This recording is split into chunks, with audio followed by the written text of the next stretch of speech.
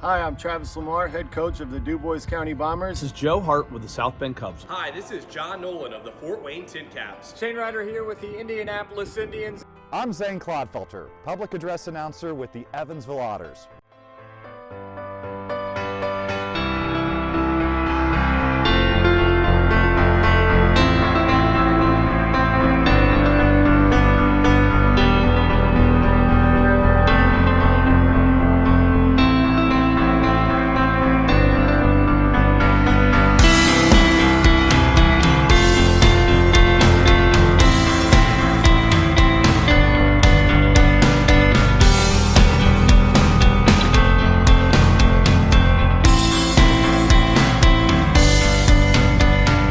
Welcome to Top Stories in Baseball Across Indiana 2020. Welcome to the top stories in baseball across Indiana in 2020. Welcome to the top stories in baseball across all of Indiana for 2020. Welcome to the top stories in baseball across Indiana for 2020. Welcome to the top stories in baseball across Indiana for 2020.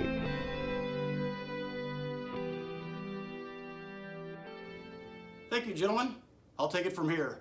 I am your host, Hardy the Hat Guy, and as we all know, not a lot of actual baseball took place physically in the state of Indiana in 2020. But we have a great show lined up and some great stories worthy of this show. We're covering the high school ranks with some great stories there, into the college ranks as far as college and college summer leagues, independent pro and minor league baseball, definitely some great headlines we have to cover there. And, of course, some native Hoosiers had some great years in the bigs this year. We're going to cover that as well. But, yes, a lot of seasons were canceled in 2020, but we're going to talk about that as well. Because baseball is an industry. When seasons cancel, people are impacted, careers are impacted. It is a part of society. So we're going to talk about that impact of season cancellations. Make sure you stick around to the end as we reveal the top story in baseball across Indiana for 2020. You're going to want to see that. But let's back up a little bit because, yes, this is 2020. And all joking aside, it has been a tough year for a lot of people. It is a year that has beckoned us to reflect on priorities, reflect on things like you saw at the intro of this video. We have COVID-19. We have political climate, we have social unrest, and of course the cancellations, not just of seasons, but of jobs, of businesses. 2020 was not a standard year. It has asked us to reflect on one question that I went around the state and asked people, amidst all of these things, all of these dynamics that make up 2020, where does baseball fit? Is baseball important? Let's take a look.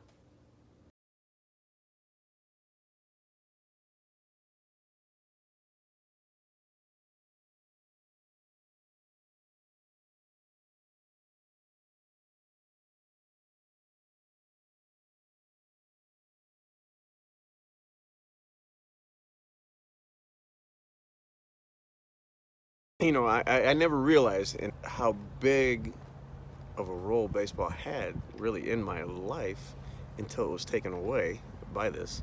And there's such a gap to fill that since I was 5 years old probably that it's always been filled because of baseball, and then boom, all of a sudden it's gone. Absolutely, it's important. I mean, I wouldn't be doing what I'm doing for a living without having grown up playing, three different sports. And the first sport that I played, and the only sport that I really played from an official competitive standpoint for, the first 5-6 years of being a youth athlete was baseball. So baseball is the beginning of everything. Sports in general gives somebody something to look forward to and something to work towards. I mean, there's nothing but bad news, it seems like, and this is something that you can focus on that's a positive. If the statistics play out in spikes and stuff, that it is dangerous for kids to play athletics, then I would be the first one to say shut it down. And baseball's been my life. But under the current conditions, what it does for the positive morale of people without endangering anyone else, I think it's an easy question to answer. If high school sports do not resume, especially based on where the facts are today, you are going to have great people leaving this profession at the high school level because they're not able to do what they love. Society, the region, the Hoosier state, everybody has faced tremendous challenges, and we oftentimes ask ourselves that question: where do we as an industry, where do we as a team, where do we as an organization fit into society or fit into the community? And I would make the argument here that we are a vital part. I told our staff when we shut down back in the springtime, now is not our time. We're going to shut down, we're going to do what we need to do to help keep our community safe. Our time will come. We did open up on a very small scale this year. We are actively planning towards the 2021 season, and our time will come to help the community heal. And that's where I see us fitting into this whole thing. For this year, so much, and you look at across all sports and a lot of the higher level professional athletes who utilize their platform to talk about the situations at hand and the circumstances here in 2020, it brings to light that sometimes the game itself is not as important as the health, safety, and well-being of people. The role that sports, and in particular baseball, can play. I mean, just look at Jackie Robinson breaking Major League Baseball's color barrier, really more than a decade before the civil rights movement in the United States finally ended segregation. Again, along the lines of diversity, someone like Roberto Clemente was one of the first Latino icons that our nation was able to celebrate. As a lot of people know, usually when tragic events happening or just something that unexpected that happens, usually it's sports that kind of helps, maybe not always heal completely, but it does help that healing process for some people. People come to a stadium like the Steel Yard to forget about life, to forget about their challenges, to forget about COVID and spend some time as a family.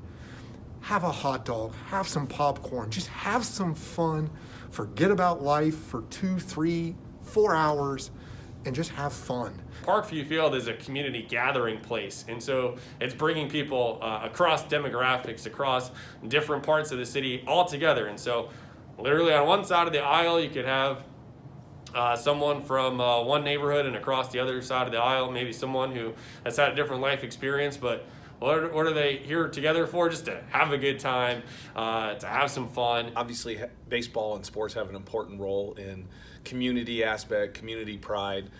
But I think at the minor league baseball level, yeah, baseball's important, but I think for us, it's more about the venue. It's the community coming together. And while we had no baseball season this year, it was still our number one mission to be here for the community. Show the community that we're here, show them that we were open for business, and give them the opportunity to still be able to come out and enjoy Four Winds Field. It was great to see people out on the field, people sitting in the stands. But the number one thing was it showed us that it was the right thing to do is just when people left at the end of the night. They said, thank you. Thank you for giving us the opportunity to have a little bit of normalcy again. We did a couple movie nights. We did Cubs watch parties. I mean, we did some events that still gave people the opportunity to have a great time with their family. They were fun, they were affordable, but the biggest thing was for us, and especially in 2020, is they were safe. We took all the safety measures that we needed. We worked with the local health department to make sure that all of our plans were approved and safe. In a clubhouse, you could have guys from all different corners, not only of the country, but from all across the world. And they probably have their own differences, politically, personality-wise, whatever, but that gets put to the side as everyone works towards a common goal. In World War II, President Franklin Delano Roosevelt had to make a decision on whether baseball would continue or not. He said baseball will continue because we need it for the morale of the people, and that's why I would say the same thing here. I think it should continue, and that's not selfishness on my part. Like I said, it goes back to to the decision that President Roosevelt made. It goes back to the decision that President George Bush II made. You know, I'll never forget when he went out and threw a freaking strike, you know, out there in New York. And he practiced that before he did it because he knew the statement that was making for the morale of people. And I was not alive, as old as I am, when President Roosevelt, when they continued baseball during the war. But I do remember when President Bush threw that strike, and I was never more proud to be an American. One of my favorite scenes of all time, James Earl Jones in Field of Dreams. You know, baseball is rolled by like an army of steamrollers, and what has remained, it's been baseball. And our kids have needed it. The coaches have needed it. And I think having it taken away in the midst of everything that's going on, because it is such a, it's probably cliche a little bit, but, you know, it's a safe place. It's a place that we disappear. You know, kids, we all go through things, right? You know, I talk to the kids all the time. You may have had an argument with mom and dad. You know, you're going to have to clean your room when you get home and do 3 hours of homework. Let's just disappear in this game today when we show up. And I think it really moved it to the forefront, showed us how important really baseball is, but also helped us realize what an outlet baseball is for so many. What our organization does for our community and what our sport does, it truly is more than just a game. I want to thank everybody that took the time to answer that question and talk to me about, is baseball important? Obviously, you can exchange the word baseball with softball, any sport, any recreation. In that video, we heard from coaches, media personalities, GMs, presidents, and other front office staff, marketing people. Let me give you a fan perspective on why baseball or sports in general are important, why baseball is important, why baseball matters. A lot of the people in that piece right there talked about community. It's community from a fan perspective too. This year I got to meet people like Eric the Peanut Guy and James Christopher from the Let's Get To podcast, people from all over the country, from Canada to Florida, New York to Hawaii. I get to do that because our shared interest in something. In this case, it's baseball. But that's my point. From a fan perspective, the reason baseball or whatever it is that you're a fan of is important is because it's not important. It's because it's something we get to stand up and cheer and yell and meet people all across the country and give fives to people we don't even know, to buy beautiful baseball hats. But at the end of the day, as exciting as that makes us, as ramped up as that gets our heart, at the end of the day, it doesn't matter. We all need that thing in life that we can get excited about, but it's safe. It's not going to impact us because at the end of the day, it's not that important. So from a fan perspective, baseball is important because it's not.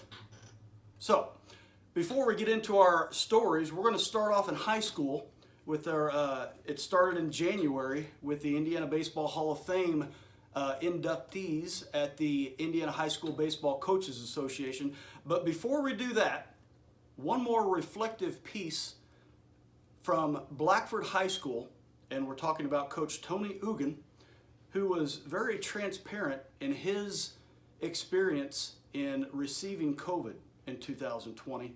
Let's hear from Tony. I'm Tony Ugan, athletic director and head baseball coach at Blackford High School, and I tested positive for COVID on August 31st. I was sitting on the couch in the morning, and by that point, the fever had gotten a lot worse, and I knew something was off. And I remember my wife, I was kind of trying to sleep, and she was touching my forehead, and I remember saying, "Guys, so hot, something's wrong." So I said, "Well, let me go upstairs and I'll take a shower." And when I got out of the shower, I was breathing very heavily and gasping. I just could not get my breath at what I need to. And it was just like, you know, what's going on here?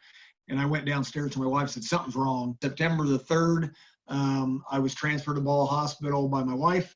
My O2 level actually dropped into the mid 70s once early on the 8th. And then later I got up and I went to the bathroom and it dropped in the mid 50s.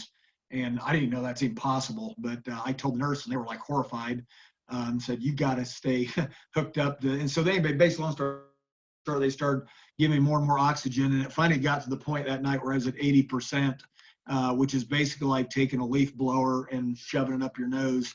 That was the pinnacle of the badness, for lack of a better term, for me, because I was at 80% oxygen intake.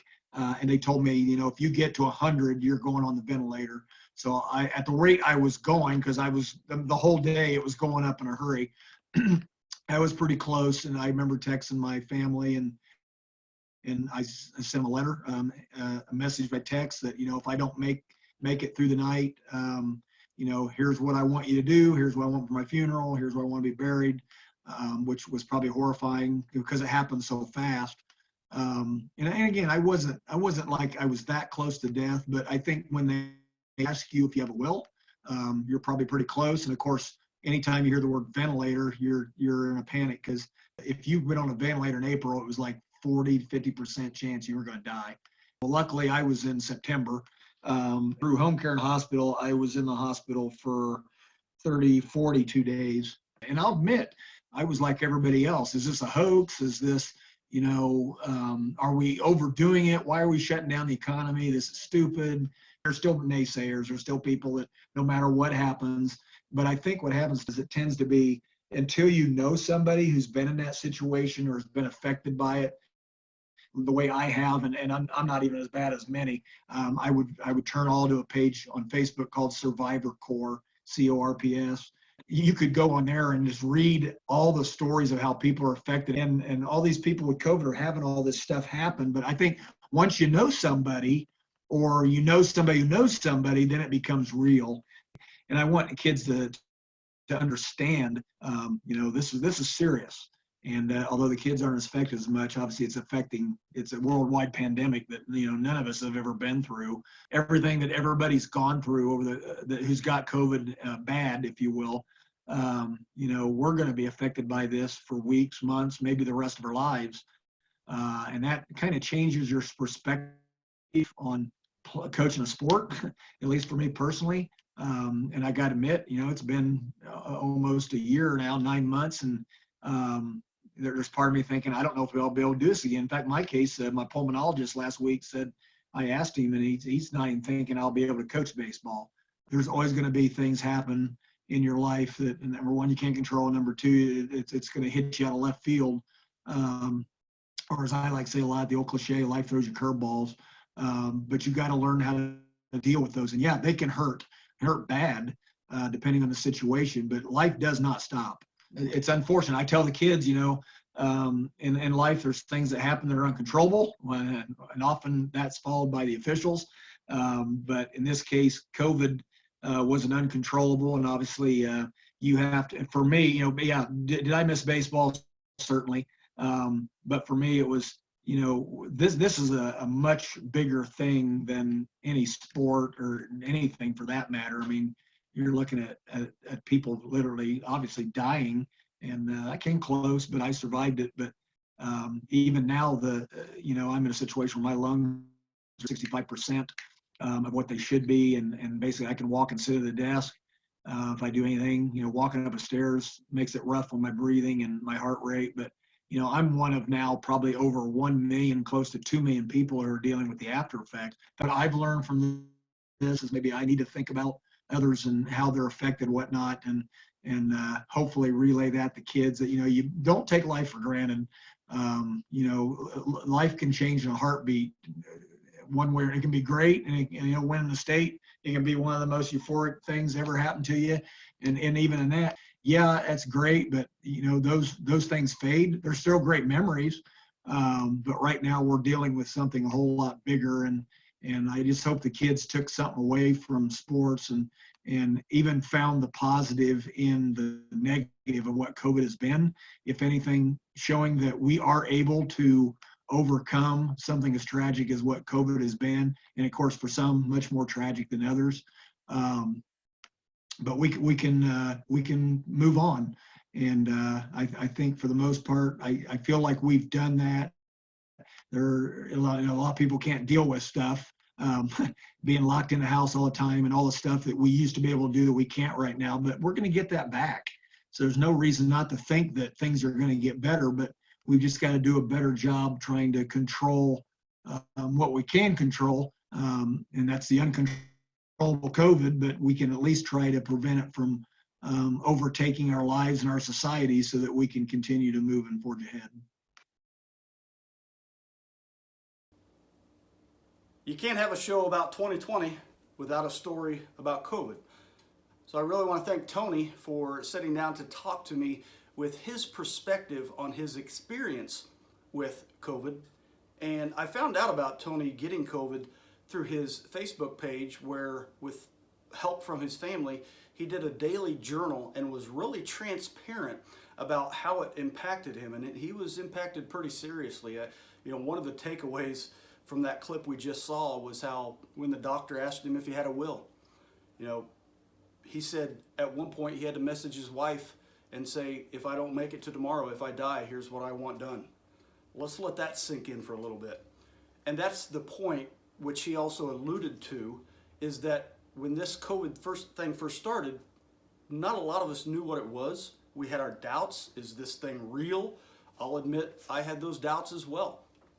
So with Tony's transparency that he not only relayed on the clip we just saw, but throughout his whole experience on Facebook, that gave us all a little dose of reality on the impact that COVID had, the sickness, not just the impact on communities, but I'm talking about the individuals who were infected by the virus. Obviously, some got the virus and were not impacted at all. Others, like Tony, were severely impacted, and obviously there are others who it was fatal for. I like the way Tony ended that clip we just saw, which is forward. We have to move ahead. So that's what we're going to do. Before we get started with our first clips into the high school scene, you're going to notice a couple things different. Number one, you saw the blue bar pop up from the bottom there. That is the tip of the cap stream with all the stories that we have to go through for the rest of the show. We want to keep this show under 6 hours. So at the bottom, we have our tip of the cap stream, which is what I'm doing, just that. I'm tipping my cap to some of the great headlines across the state that don't make our main storyboard. Also, you'll notice I changed hats. This is the first tip of the hat, R3. You see that right there? That is Rounding Third. That is an organization headed up by Joel Reinbold, who we saw earlier in the show here. And Joel, this Rounding Third organization is his mission in bringing baseball to some really hurt areas in Jamaica. It's a great organization. So I'm tipping my cap to Joel Reinbold for the Rounding Third organization. And if you see Joel at the Indiana High School Baseball Coaches Association Clinic, or if you see him in the baseball circles in Indiana, make sure you ask him, say, hey, the hat guy told me to ask you, what do you need for your mission in Jamaica? And he'll be happy to tell you. So that's our first tip of the cap.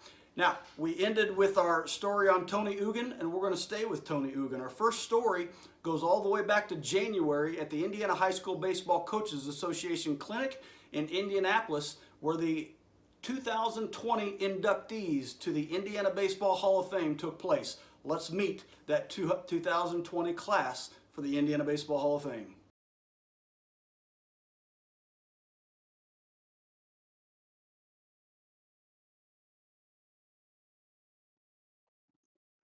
Tony Ugin.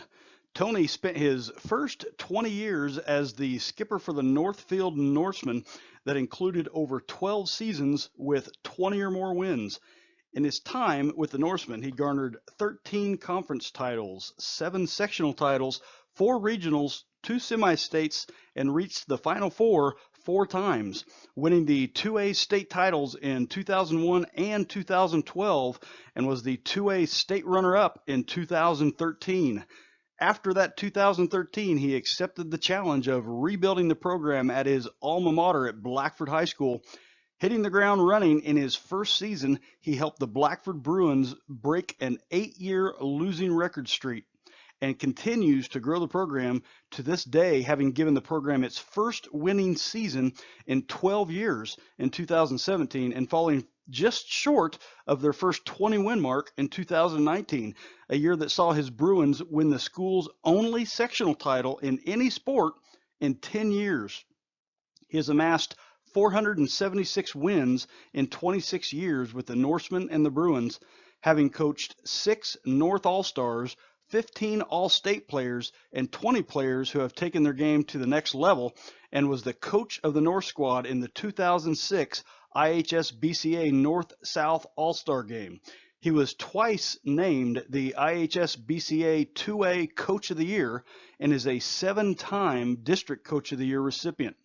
Along with his success in coaching, he has served the past 17 years as the athletic director for both Northfield and Blackford High Schools. A 2020 inductee into the Indiana Baseball Hall of Fame for coaching, Tony Ugen.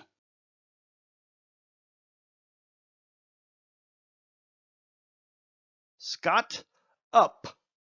Scott has been the LaPorte Slicers skipper for over 21 seasons. He served 6.5 years as an assistant coach before taking over as the head coach halfway through the 1998 season, and has since amassed 472 wins with only 197 losses. That math adds up to an impressive 70% win-loss ratio. This includes 5 Duneland Athletic Conference titles, 8 sectional championships, 3 regional crowns, 2 Final Fours, and a state championship. He is a 6-time IHS BCA District Coach of the Year and has received Indiana's State Coach of the Year plus a District 4 National Coach of the Year honor. He coached the 1997 North All-Star team, has had numerous players continue their career beyond high school, including 4 players reaching the professional ranks. Scott is a graduate of LaPorte High School and played for one of the great coaching legends here in Indiana, fellow Hall of Famer Ken Schreiber. He received his bachelor's degree and played collegiately at Missouri State and holds a master's in administration from Indiana University. He is approaching 30 years of service in education and currently serves as the associate principal and head baseball coach at LaPorte High School. A 2020 inductee in the Indiana Baseball Hall of Fame for coaching, Scott Up.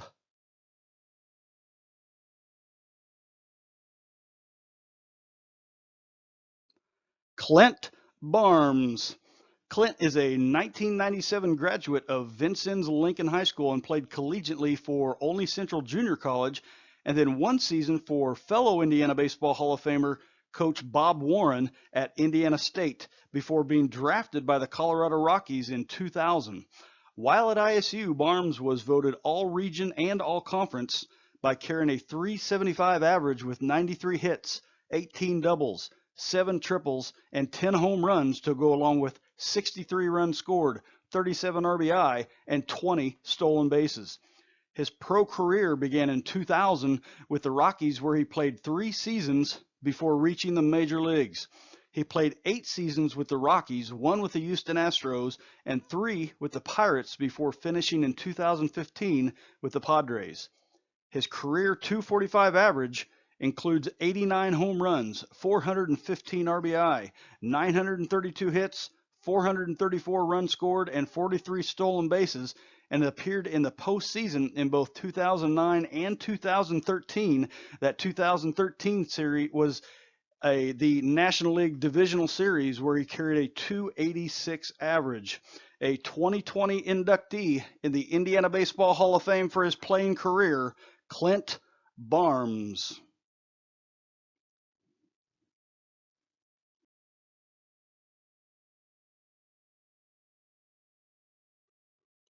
Brian Abbott. Brian spent 21 years as a high school coach at Eastbrook High School and Huntington North High School. He amassed over 300 wins, 7 county championships, 4 conference titles, 3 sectional crowns, 1 regional title, and a Final Four appearance in 1999. Brian served as the IHS BCA district rep for many years and was named the IHS BCA Executive Director in 2012, a role which he currently serves. During this time, the IHS BCA has experienced significant growth in all aspects of the state clinic and in memberships. in addition to assisting financially with the expansion of the Indiana Baseball Hall of Fame. During the high school coaching years, Coach Abbott also served as a pitching coach at Huntington College and later Huntington University from 1997 to 2007, and again from 2013 to present. He was part of teams there in Huntington that appeared in 5 straight NAIA regionals, as well as the 2017 and 2019 national tournament regionals. In between stints with the Foresters, Brian served as the pitching coach for Indiana Wesleyan University for 5 years, where 2 of his pitchers signed professional contracts. He has spent more than 20 years in the college game as an assistant coach. Regardless of the school, Coach Abbott's pitching staffs are very well respected and have appeared several times in national ERA rankings. Brian played 4 years of varsity baseball at Delphi High School and pitched collegiately for the Huntington Foresters, where he also obtained his bachelor's in mathematics education. He holds 2 master's degrees, one in mathematics and the other in school administration, both from Ball State University, and is currently in his 37th year in education, teaching math at Riverview Middle School in Huntington. A 2020 inductee in the Indiana Baseball Hall of Fame for coaching and contributions, Brian Abbott.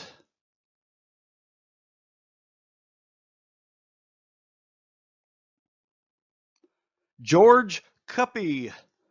Unknown to when he changed his name, George Cuppy was actually born as George Kopp, that's K-O-P-P-E, in Logansport, Indiana on July 3rd, 1869. He now lays to rest in Elkhart, Indiana, having died on July 22nd, 1922 at the age of 53. George started his career in organized baseball at the age of 20 with the Dayton, Ohio Reds of the Tri-State League in 1890. In 1891, Cuppy divided his time between the Jamestown, New York squad and the Meadville, Pennsylvania squad for the New York, Pennsylvania League. The right-handed pitcher won 21 games that season while also playing 17 games in the outfield. Using what he called a jump ball pitch, which was a rising fastball, he combined with teammate Cy Young to give the Cleveland Spiders of the National League a strong 1-2 punch during the mid-1890s. Cuppy's best season was his rookie year in 1892 when he went 28-13 with a 2.51 ERA. He also posted seasons of 24-15 in 1894, 26-14 in 1895, and 25-14 in 1896, while all in Cleveland. His 10-year major league record with 4 teams was 162-98. In 1894, Cuppy led the National League in shutouts, and during the 5-year span from 1892 to 1896, he and Cy Young combined for 279 wins, the most of any 2 teammates in the majors over that span. A good hitting pitcher as well, he scored 5 runs in an 18-6 win over the Chicago Colts on August 9, 1895, while also pitching one of his 224 career complete games in that same contest. After leaving the majors, Cuppy returned to Indiana, where he pitched for and managed an Elkhart semi-pro club in 1902, and later in life ran a billiards parlor with fellow Indiana Baseball Hall of Famer Lou Krieger. A 2020 inductee in the Indiana Baseball Hall of Fame for his playing career, George Cuppy. As I mentioned previously, those nominees were announced at the 2020 Indiana High School Baseball Coaches Clinic in Indianapolis. And just a shameless plug here real quick for the 2021 IHS BCA Clinic. I'll be there. High school coaches, if I don't have your lid, make sure you come see the hat guy. As we segue into our 2020 review of college and college summer league baseball, we're going to stay right there at the IHS BCA Clinic back in January in Indianapolis for our first story.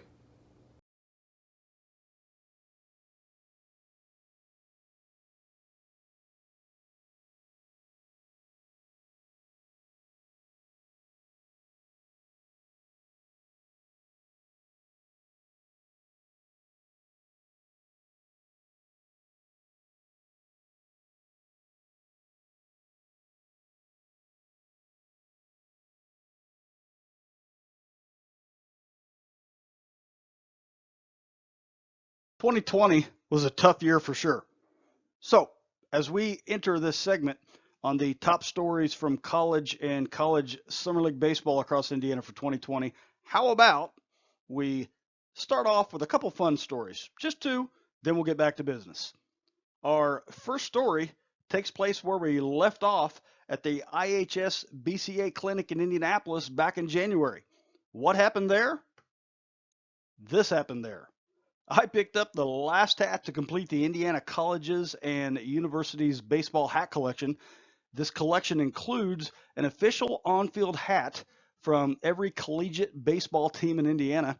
I picked them up from either one of the coaches or the athletic department of each school, but that's only half the story. Also, while I was at the clinic, I met up with this guy. This is Ray Howard, director of the Indiana Baseball Hall of Fame. I'm shaking his hand here because I just turned over that Indiana College's baseball hat collection to him for permanent display at the Indiana Baseball Hall of Fame down in Jasper. So the next time you're down there, be sure to make a stop at the Indiana Baseball Hall of Fame and set aside some time. Because if you're a baseball enthusiast like me, this is a one-of-a-kind attraction that truly pays respect to our state's proud heritage in baseball. And I do mean that. This is a baseball state. The history and heritage of baseball in Indiana is legitimate, and Ray has done a fantastic job of preserving that at the Indiana Baseball Hall of Fame down in Jasper. Our second fun story also pertains to this Indiana College's hat collection. You know, being the hat collector that I am with all of these hats, I think there were 38 total, I couldn't decide which hat I liked the best. So here's what I did. What is this?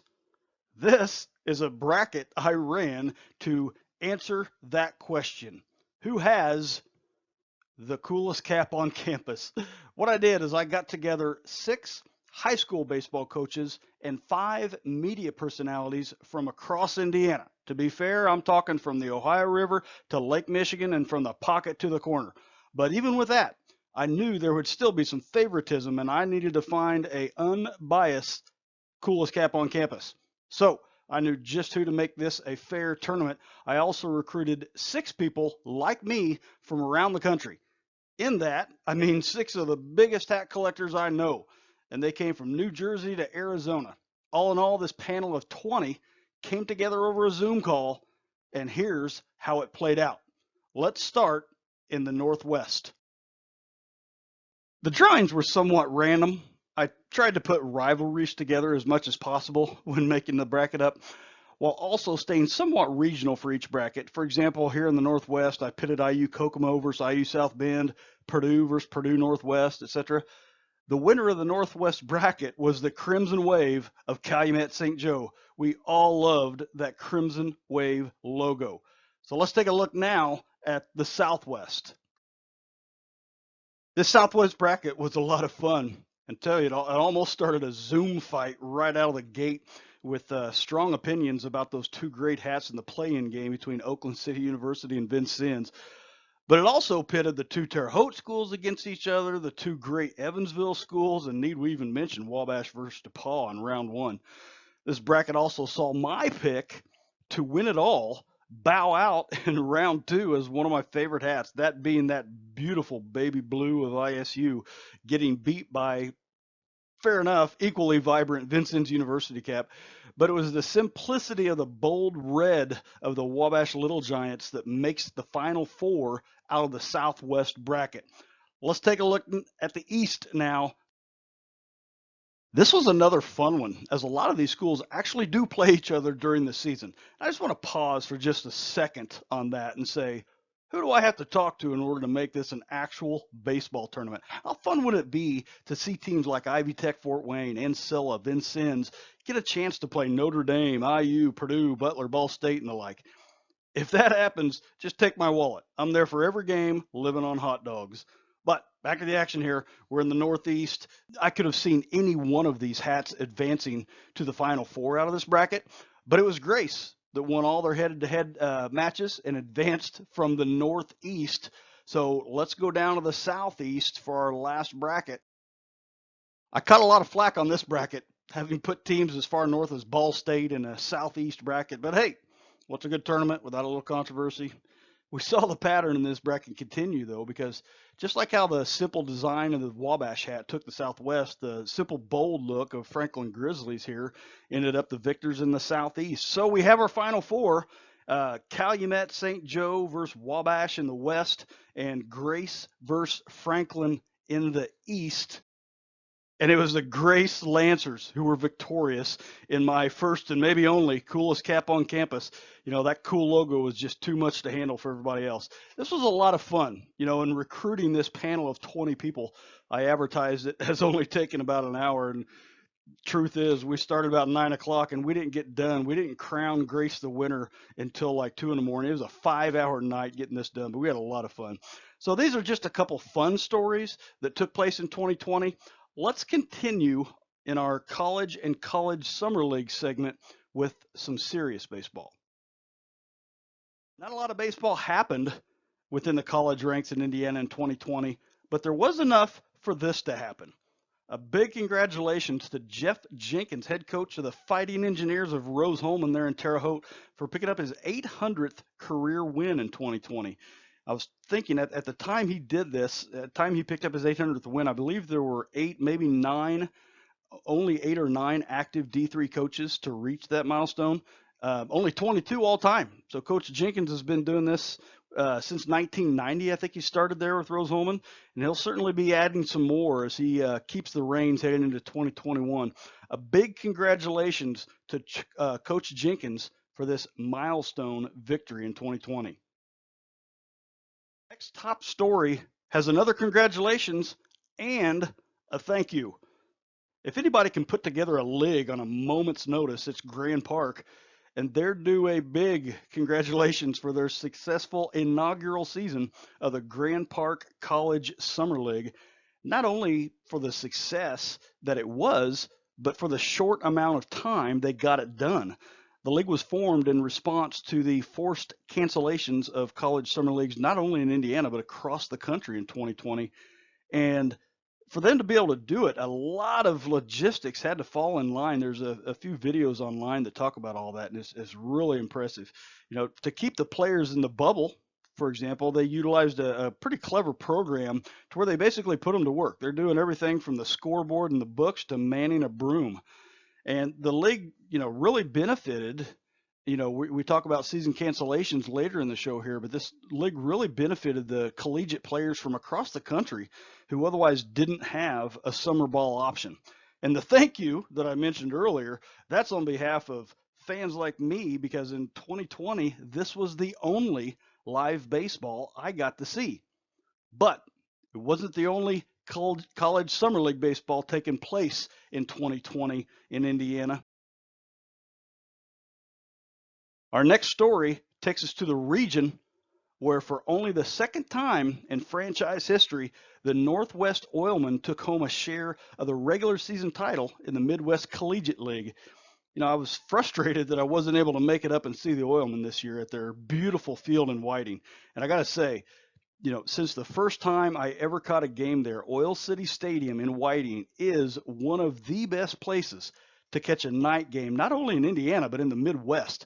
With that oil refinery lit up in the skyline, it's like you're watching a game with New York City in the background. Simply a beautiful field that I recommend anybody take the opportunity. You know, Oilmen play there. I know Whiting High School, there's a lot of teams that play there. You get a chance to catch a night game up there, take advantage of it. And a beautiful field is what leads us to our last story from the college ranks for 2020. This story involves the Lafayette Aviators of the Prospect College Wooden Bat League. I'm calling this our top story from the collegiate ranks because it benefits much more than just the Aviators. Of course, what we're talking about is the new Loeb Stadium in Lafayette. You know, as we look through these photos from concept to current, let's talk about why a new baseball stadium is so important. You know, recalling back to the beginning of our show, we heard the Gary Southshore Railcats, the South Bend Cubs, the Fort Wayne TinCaps, the Evansville Otters. They all talked about how important ballparks are to their communities. They generate money, and then a big part of that money stays local. You know, going back to earlier in the summer, I did a video series on behind the scenes careers in baseball, and you know, and talking to the TinCaps, just for one as an example, the marketing team there, you have to think of them like a factory. That's what these stadiums are. They're like a factory. They're not only creating jobs for the people that work there, but they're also bringing in consumers, and most of that money stays local. They bring communities together, not just for baseball, but for all sorts of events. And, you know, as we're talking about the careers and things like that, it's not only the people that work there it generates money for. Let's think about those nonprofits who can do fundraising events, can do fundraising activities during these events. All the stadiums across Indiana have it. And a stadium like this that can bring in big events also benefits those nonprofits. With the completion of this $17 million project, Lafayette has a lot to be proud of. You know, if there's one person who knows ballparks, it's Mark the Ballpark Hunter. Got his Twitter feed posted right there. He visited Loeb Field back in October during construction, and he could already see the value. And I quote, "It's everything its predecessor wasn't. Modern, spacious, comfortable. A beautiful view from the water park. There will be tons of activities for kids and all sorts of seating options." He concluded by saying, "I can't wait to see it. This is one of the ideal spots to watch a game in the Prospect League." Now, granted, when he was talking about the predecessor to this field, the previous Loeb Stadium, obviously it was built in 1940, and it had a great run and served a great purpose there in Lafayette.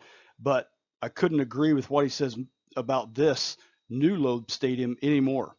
You know, catching an Aviators game and grabbing a selfie with Ace the Aviator at the new Loeb Stadium and is definitely on the Hat Guys itinerary for 2021. This is a stadium that will have an impact way beyond baseball in Lafayette, and that is why it's our top story for the college and college summer league baseball scene across Indiana for 2020. A summary of the collegiate baseball scene in Indiana for 2020. First, well, obviously it wasn't too much different than the collegiate baseball scene anywhere in the country, but in some ways, and in no small part, thanks to the Parke College Summer League, we had a bigger college baseball scene, or collegiate ranks anyway, baseball scene here in Indiana.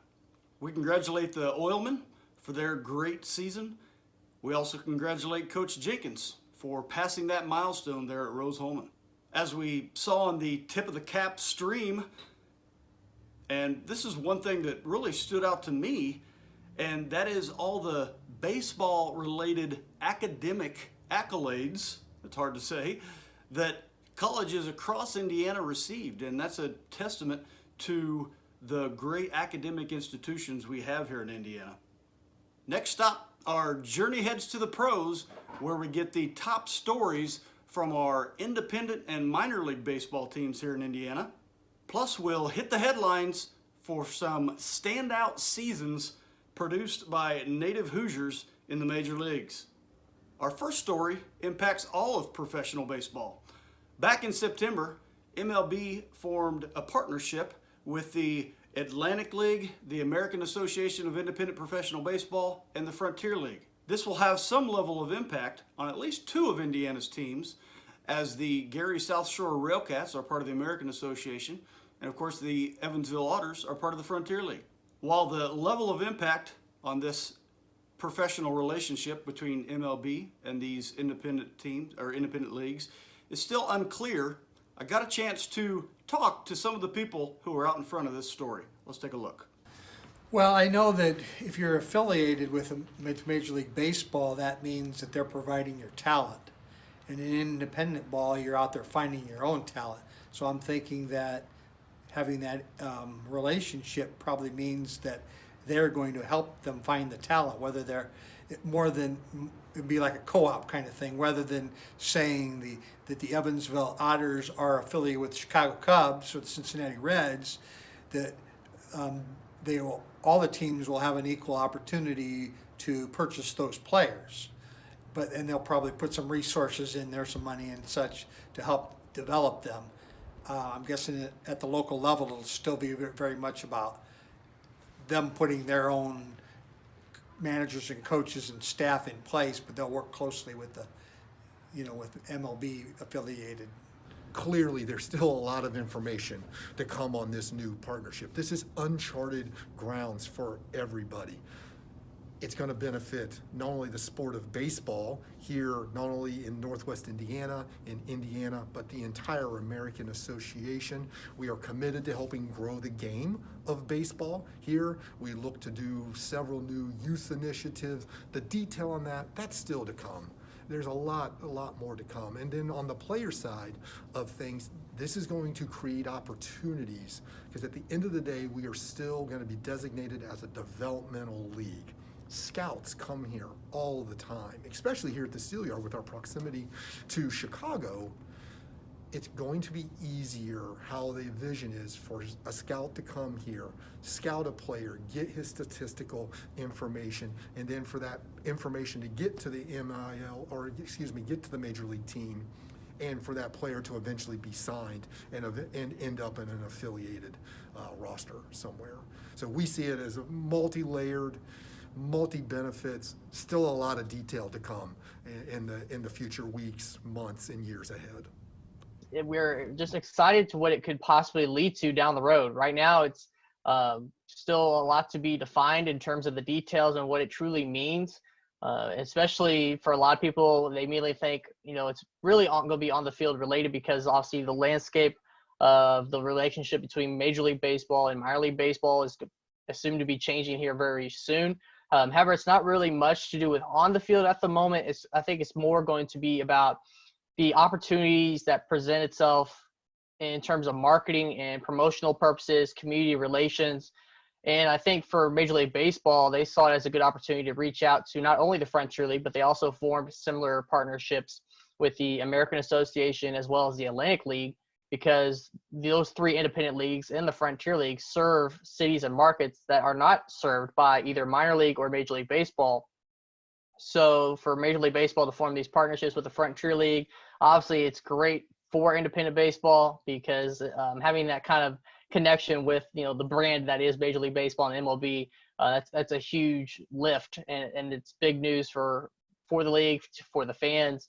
But yeah, most of it so far seems to be more intentionally directed toward marketing, promotions, as well as community relations, whether that be reaching out for youth programs possibly. I know the RBI program with Major League Baseball has been a big, impactful program throughout many communities, something like that, as well as other ways to reach out to these markets that, again, are not served by Major League Baseball. So as you can see, not a lot to talk about yet for this story. We're going to watch this start to play out in 2021 and beyond. One thing is for certain is that MLB decisions are definitely financially driven. So while this isn't a real big story this year, we're going to keep an eye on it, because in years to come, it could be the top story that started in 2020. Our next story also comes from the independent ranks, with the DC Bombers losing their season after the Ohio Valley League canceled. One of Indiana's most historic fields was facing a summer without baseball. Thankfully, a California native came knocking, looking for a place to bring his team and his league. Let's take a look. This story starts with Brian Williams and his newly formed team named California Dogecoin of Fairfield Professional Baseball Club. Just a quick side note on that. Looking at the California Dogecoin website, and it's an interesting mix, business plan, if you will, of professional independent baseball and Dogecoin, which is a cryptocurrency like Bitcoin.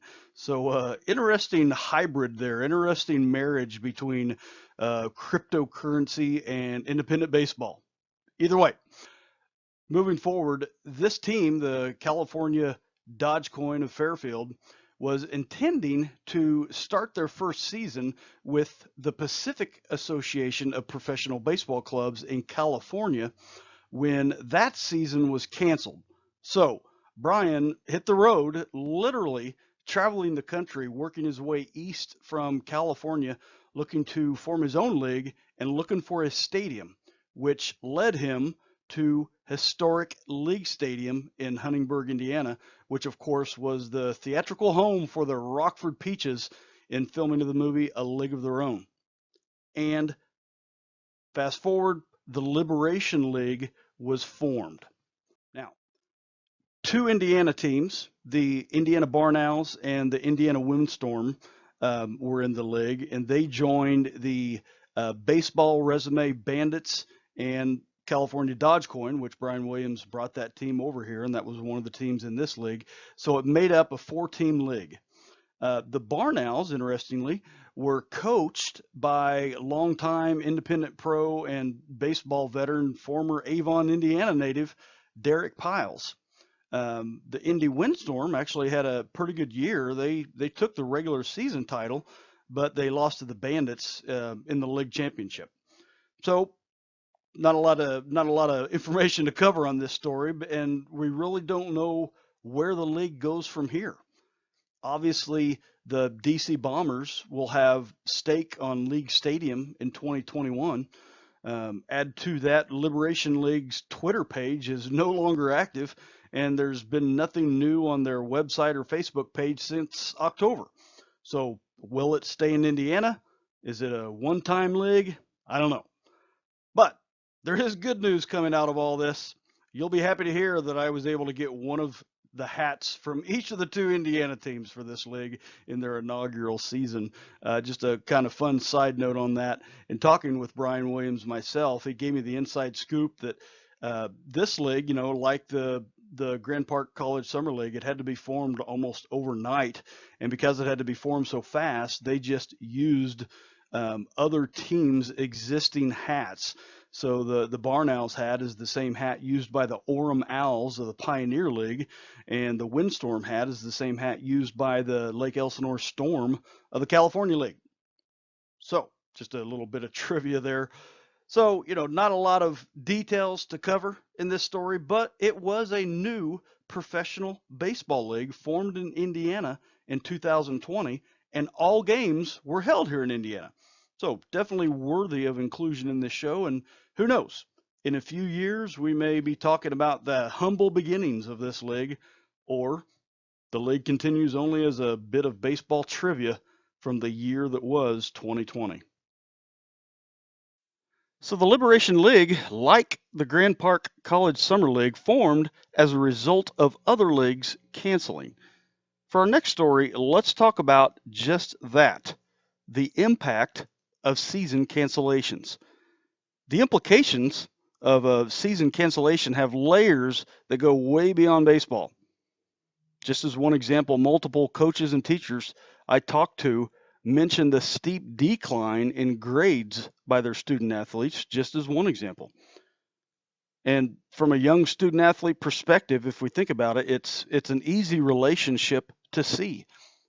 When someone loses that thing they are passionate about, that thing that keeps them occupied and out of trouble, that thing that holds them accountable, that thing that impresses discipline upon them.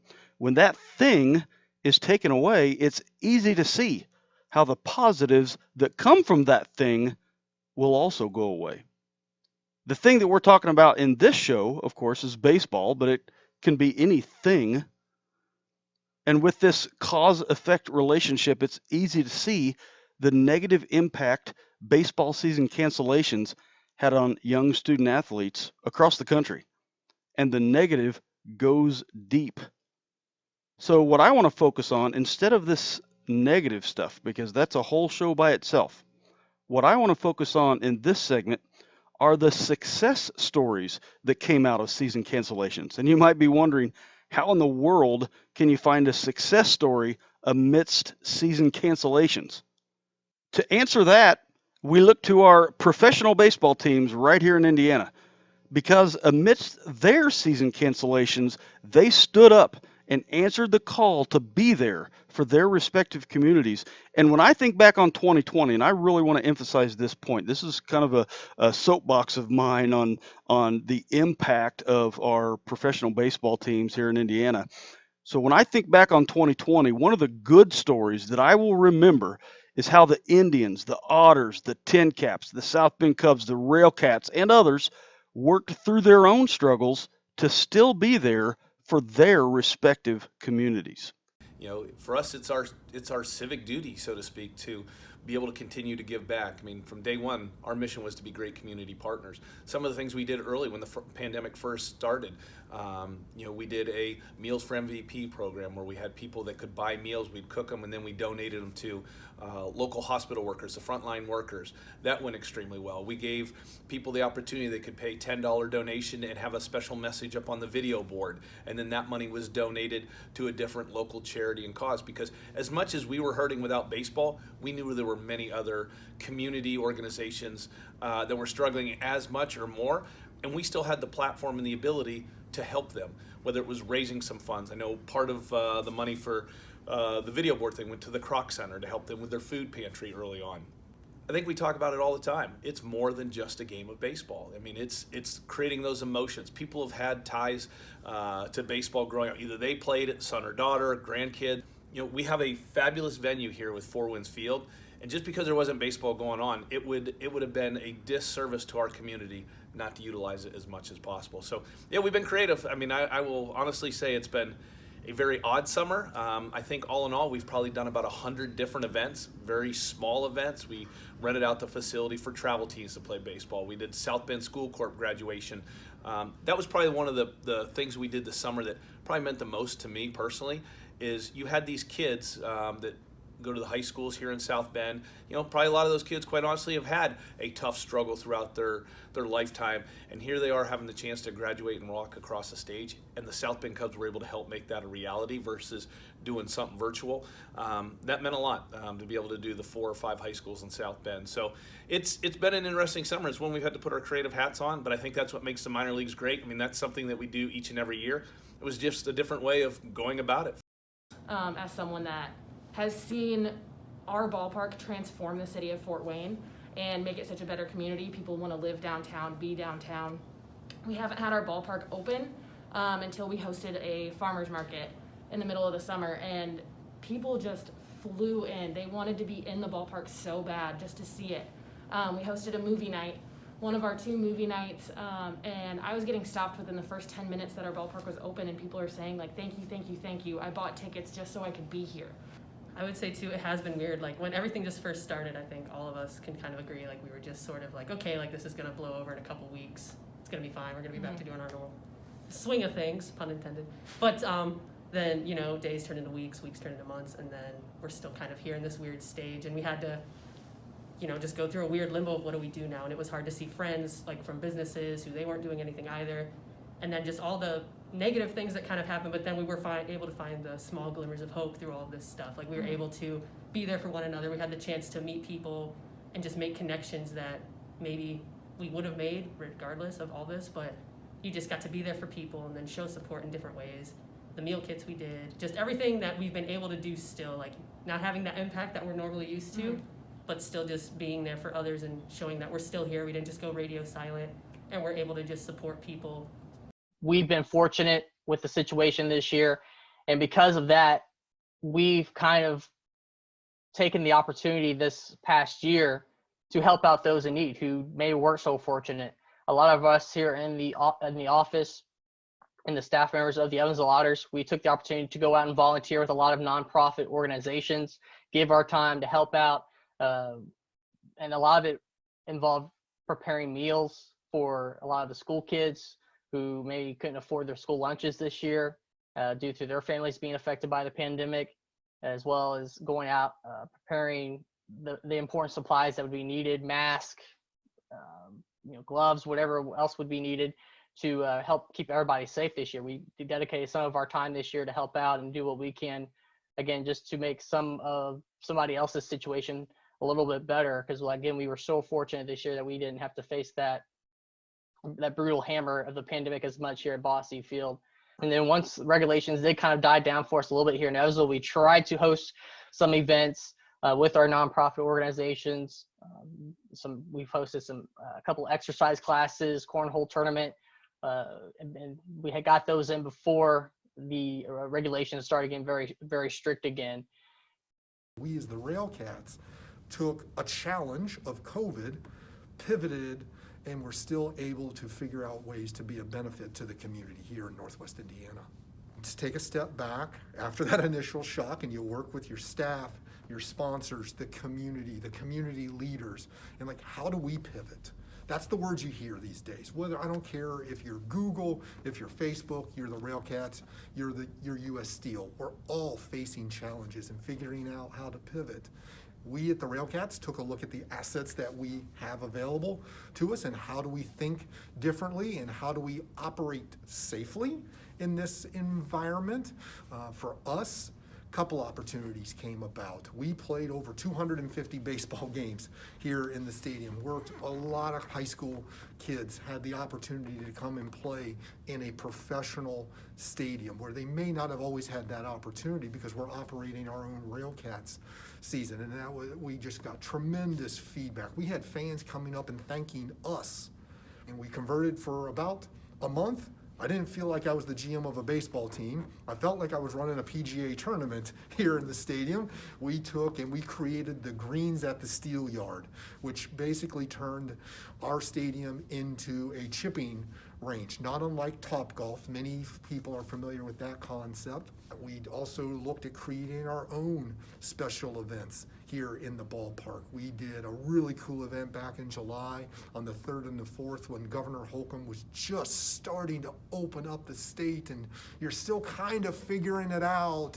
But we had a concert and fireworks, and just, again, at that beginning stages of the healing process, fans had a tremendous time. So a big tip of the cap to all our professional baseball organizations here in Indiana for stepping up year after year for their communities, and especially in 2020. We have one more level of pro baseball left before we get to our top story of 2020. We have reached our review of the native Hoosiers in the Bigs. Let's sprint through the worthy highlights before we get to our featured story out of the Bigs. Leading off is Donnie Baseball himself. Evansville's Don Mattingly took home the NL Manager of the Year for his work with the Marlins. And mark my words, with the direction that team is heading, we may see Donnie taking his team to the World Series soon. Second, how about the year Brownsburg's Lance Lynn had? That beard, though. Love it. Put together his second straight solid season with the Rangers. How's he get rewarded? He moves closer to home. He's now a Southsider. We'll get to see him in Chicago next year with the White Sox. In 2020, though, he was 6th in Cy Young voting. Matter of fact, that's a second straight year he had top 10 voting in Cy Young. In 2019, he was 5th. He was 5th in strikeouts in 2020, 3rd in WAR for pitchers, and led the leagues in batters faced. As we'll see later, it was a pretty good year for former Bulldogs. We had two native Hoosiers go deep in the playoffs, both with the Tampa Bay Rays, and these weren't just your everyday insignificant dingers. First, Mike Brasso, born in Munster, Indiana, had a dramatic blast versus the Yankees in the bottom of the 8th that was the go-ahead run that ultimately put the Rays in the ALCS. Plus, it was some pretty sweet revenge against Chapman from their, let's call it, prior engagements between these two. Second was the Fort Wayne Bishop Lures graduate Kevin Kiermaier, who had 2 bombs in the World Series, and they were both dramatic. The first coming in the game in Game 2 of the World Series versus some pitcher named Clayton Kershaw. Might have heard of him. That home run, by the way, was the first ever home run in the World Series by a player from Fort Wayne named Kevin. I think it's something like that. But he had a second home run, too, in the 7th inning of Game 4 to tie that game. And that ending in Game 4. Wow. Just a couple more tidbits worthy of mention, both with ties to the Purdue Boilermakers. First, it was good to see former Boiler Josh Lindblom in his first season back in the majors after dominating in the Korean leagues in previous years. And second, kind of a for-the-record bit of information, former Boiler and McCutcheon High School grad Nick Whitgren did officially get 1.1 innings pitched in Game 2 of the ALCS for that team soon to be formerly called Cleveland Indians. I don't even know how that works. That's a story for another show. We have one story to go before we get to our top story for 2020. Still in the bigs for now, though. This is our featured story from the major leagues for 2020. Like I mentioned earlier, it was a good year for former Bulldogs in the bigs. Lance Lynn was our first, and our second, my man, Tucker Barnhart. Not only did Tucker take home his second Gold Glove in 2020, but was also the second time Tucker was the Reds nominee for the Roberto Clemente Award. And it may be kind of important, he had his second child too. It's the year of twos for Tucker. To recap the year Tucker had on and off the field, I got a chance to talk with a guy who covers him regularly, Bobby Nightingale, Reds reporter for Cincinnati.com. Hi, baseball fans. This is Bobby Nightingale, a Cincinnati Reds beat writer with the Cincinnati Enquirer. I first want to say from all of us in Ohio, thank you, Indiana, for loaning us Tucker Barnhart. In 2020, Tucker had another great year with the Reds on the diamond and off the diamond. He showed us here in Cincinnati and also back in Indiana, his hometown, why he represents the best of baseball. On the field, Tucker took home his second career Gold Glove. He was unbelievable on defense. He won games with his arm. He's considered one of the best pitch blockers in baseball as a catcher.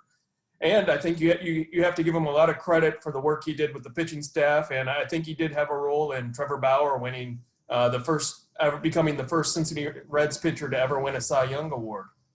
Off the field in 2020, Tucker was awarded as the Reds nominee for the Roberto Clemente Award. That award is one of the most prestigious awards for players because it's one of those that demonstrates the values of Hall of Famer Roberto Clemente that he showed in displaying his commitment to the community and understanding the value of helping others. The Roberto Clemente Award is the annual recognition of a Major League Baseball player who best represents the game of baseball through extraordinary character, community involvement, philanthropy, and positive contributions both on and off the field. Here in Cincinnati and back in his hometown both, Tucker worked with restaurants that were impacted by the loss of business during COVID and took it upon himself to spread out gift cards so patrons could stop on by and pick up a meal on Tucker's tab. It came at a time when restaurants were really struggling for business, and I know, knowing Tucker personally, how much he loves food and how much he felt that he wanted to help that part of the community. That direct and indirect impact of that cannot even be measured. If that wasn't enough putting his notoriety to work, Tucker was outspoken publicly on social media and inside the Reds organization alike for support for social unrest and the Black Lives Matter movement in 2020. I even heard back in Indiana, back when baseball hadn't started yet, he started a Sandlot game that he organized, and it raised thousands of dollars for the Indianapolis RBI organization. So on the field, a Gold Glove; off the field, a Reds nominee for the Roberto Clemente Award. I would say that's a year worthy of recognition for top stories in baseball, not only in Indiana, but anywhere. A great year for Tucker for sure, on and off the field. And congratulations on that second child as well. We have one story left, and that is the top story in baseball across Indiana for 2020. But before we do, let's pause and remember those baseball personalities across Indiana that we lost in 2020.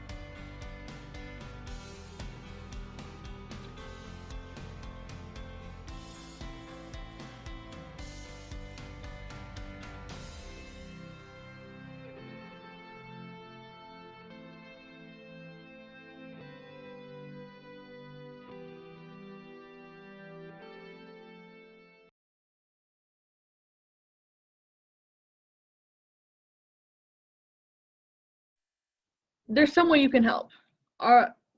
We chose someone, we helped them as much as we could.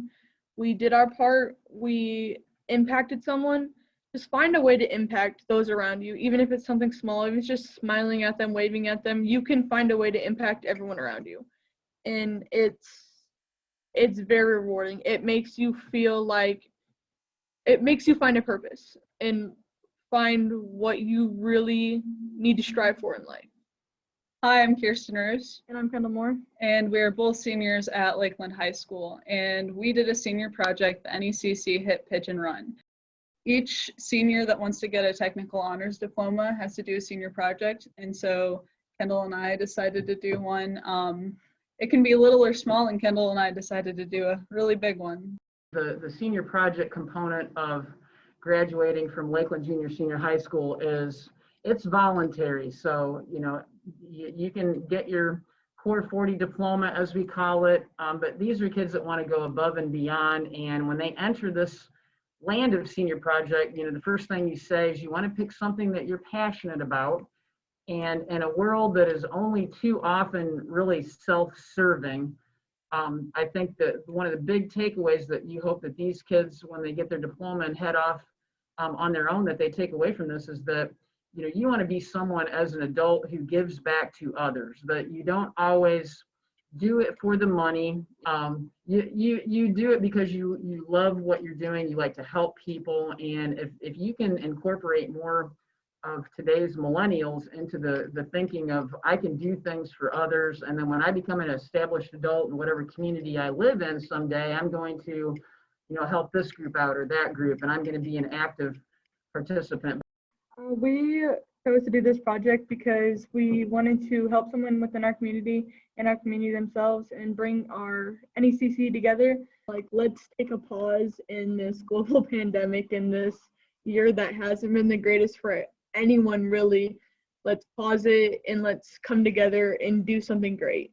Let's have some fun. Let's get back on the field that we haven't been on in a year and a half, and let's play the game we love, or let's do a little part of it. And like, how can we incorporate softball and baseball, our community, and this little boy? So we came up with the idea, and then we found who to donate the money to, and then it all went from there. So the first time we met Jaden, we did a little interview, and it was unofficial, but it was kind of fun to do. We found out his favorite things and what he likes to do.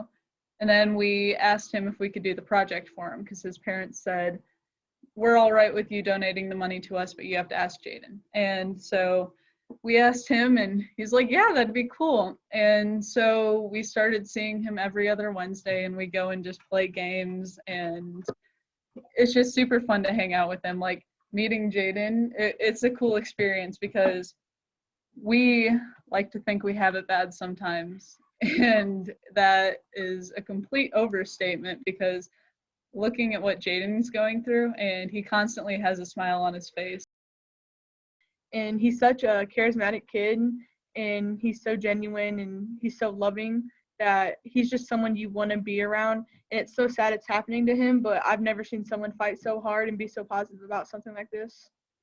If we were to describe Jaden in one word, it would probably be inspirational. That's probably the first thing that pops into my mind each time we think of him. In the rollout of this project, our teacher, Mrs. Severson, kind of gave us the overall general description. And of course, we've seen previous senior projects like Jason Braden. They did a NECC home run derby, and that's kind of what we based some of our product off of, our project off of. And so at the beginning, I'd say it was pretty overwhelming, because we saw their binder. It's this thick and it has everything they did in it. And so looking at all the steps it took for the home run derby, and then choosing a project that had 3 events rather than 1, that was pretty overwhelming.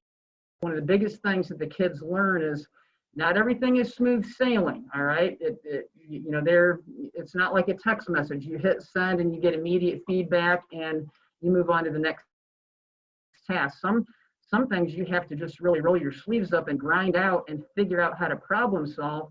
And that is something that you're going to carry into your adult life with, most definitely. That the road is not always smooth. There's some potholes. There's some COVID here. There's there's things that happen, and you've got to persevere and get through and get to the finish line. And that's what these two did. We did this in like a span of 3 months, less than 3 months. Yeah. And it was just, the big things were really stressful. And as Kirsten said, they all have like 5 things that go into them. And the people we worked with were great. And like we both felt so fulfilled and so happy that we could do this for Jaden. I'd just say aim high, like aim your goals high, have big goals, because I think Kendall and I did better than our goal. Our goal was $2,500 and we hit over 4,000. The biggest thing, step up, get involved. It all pays off in the end. You can set your goal for as high as you want. Goals change all the time. You can shoot for the stars. You can do the bare minimum and it'll impact someone. Anything you do will help. I believe in the grand scope of things. Softball, it's not the most important thing out there. People have other struggles, and us missing our junior season, it's not going to kill us. But I do think softball is important in the aspect of bringing people together. Like what we did for our senior project, it bring our community together for Jaden, for a greater cause. So I think we can use these fun activities to bring things together and to bring light on a greater cause.